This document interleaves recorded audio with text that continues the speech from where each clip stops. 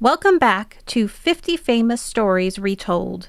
Today, let's read about 3 impossible questions and the humble shepherd clever enough to answer them.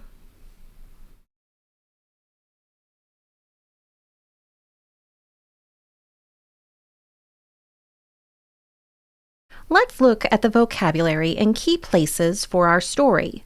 Take a moment to talk or think through the vocabulary and find today's story on the map. You might even compare its location to a modern atlas. If you have the lesson guide, now is a good time to pause, fill in the words you already know on the vocabulary page, and grab your blank map.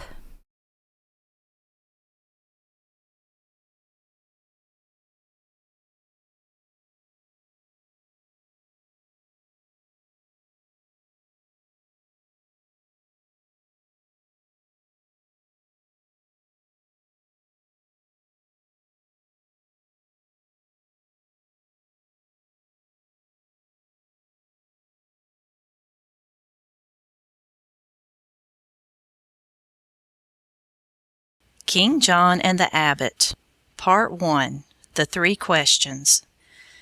There was once a king of England whose name was John. He was a bad king, for he was harsh and cruel to his people, and so long as he could have his own way, he did not care what became of other folks. He was the worst king that England ever had. Now, there was in the town of Canterbury a rich old abbot who lived in grand style in a great house called the Abbey. Every day 100 noble men sat down with him to dine, and 50 brave knights, in fine velvet coats and gold chains, waited upon him at his table.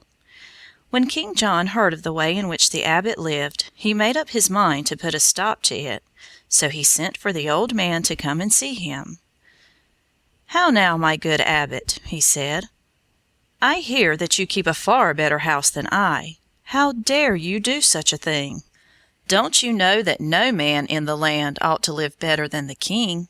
And I tell you that no man shall." "Oh, king," said the abbot, "I beg to say that I am spending nothing but what is my own. I hope that you will not think ill of me for making things pleasant for my friends and the brave knights who are with me." "Think ill of you?" said the king. "How can I help but think ill of you? All that there is in this broad land is mine by right, and how do you dare to put me to shame by living in grander style than I? One would think that you were trying to be king in my place." "Oh, do not say so," said the abbot, "for I—" "Not another word," cried the king.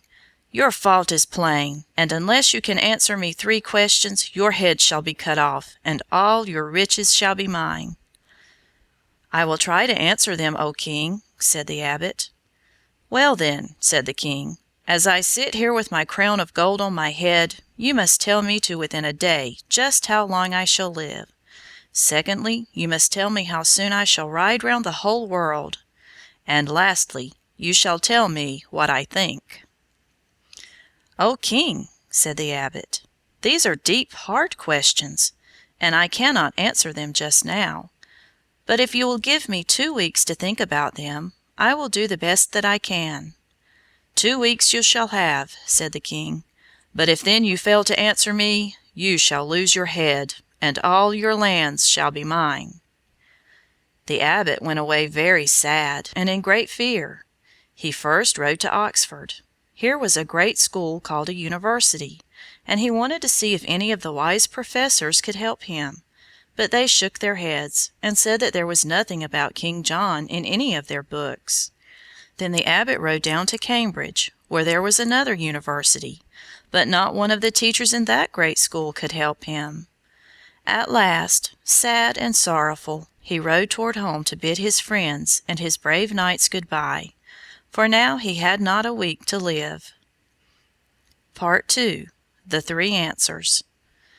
As the abbot was riding up the lane which led to his grand house, he met his shepherd going to the fields. "Welcome home, good master," cried the shepherd.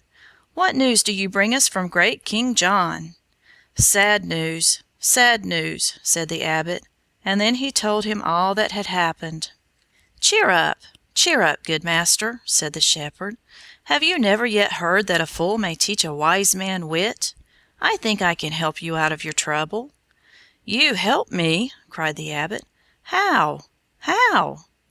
"Well," answered the shepherd, "you know that everybody says that I look just like you, and that I have sometimes been mistaken for you.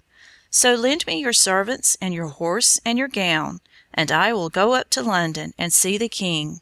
If nothing else can be done, I can at least die in your place." "My good shepherd," said the Abbot, "you are very, very kind, and I have a mind to let you try your plan. But if the worst comes to the worst, you shall not die for me. I will die for myself." So the shepherd got ready to go at once. He dressed himself with great care. Over the shepherd's coat he threw the Abbot's long gown, and he borrowed the Abbot's cap and golden staff. When all was ready, no one in the world would have thought that he was not the great man himself. Then he mounted his horse, and with a great train of servants set out for London. Of course the king did not know him. "Welcome, Sir Abbot," he said. "It is a good thing that you have come back. But prompt as you are, if you fail to answer my 3 questions, you shall lose your head." "I am ready to answer them, O king," said the shepherd. "Indeed, indeed," said the king, and he laughed to himself. "Well, then, answer my first question. How long shall I live? Come, you must tell me to the very day." "You shall live," said the shepherd, "until the day that you die, and not 1 day longer. And you shall die when you take your last breath, and not 1 moment before." The king laughed. "You are witty, I see," he said, "but we will let that pass, and say that your answer is right.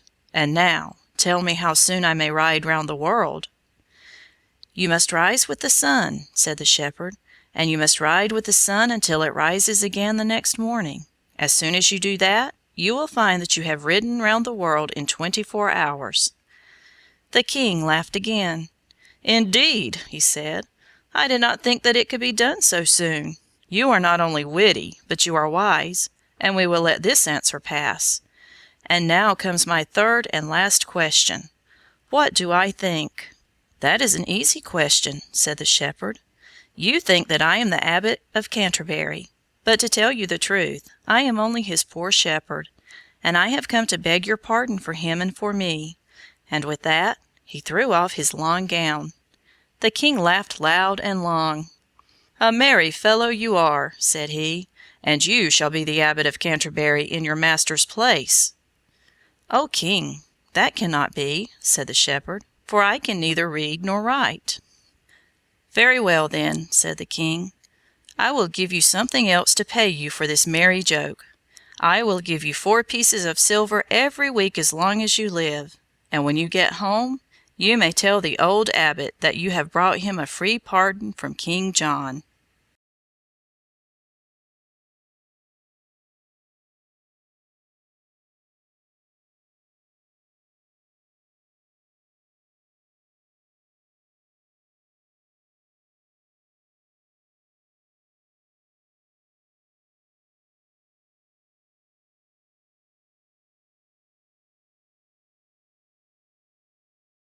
I always enjoy a story where plain good sense outwits a king, and a shepherd quietly saves the day.